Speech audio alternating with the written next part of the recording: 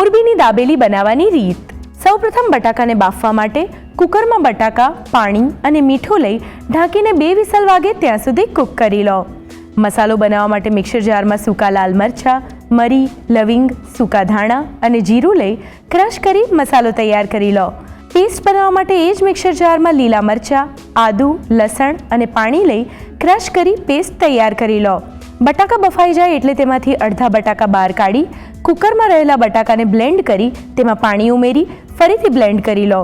રસો બનાવવા માટે કઢાઈમાં તેલ ગરમ કરી તેમાં હિંગ અને તૈયાર કરેલી પેસ્ટ ઉમેરી મિક્સ કરી સૂકા કોપરાનું છીણ ઉમેરી તેને સાંતળી લો।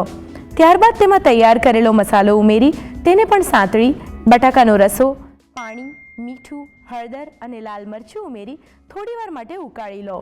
રસો સરસ ઉકળી જાય એટલે ગેસ બંધ કરી ત્યારબાદ તેમાં લીંબુનો રસ ઉમેરી મિક્સ કરી રસો તૈયાર કરી લો। બટાકાનો માવો બનાવવા માટે બાફેલા બટાકામાં દાબેલીનો તૈયાર કરેલો મસાલો, લાલ મરચું, કોથમીર અને તૈયાર કરેલો રસો ઉમેરી મિક્સ કરી માવો તૈયાર કરી લો।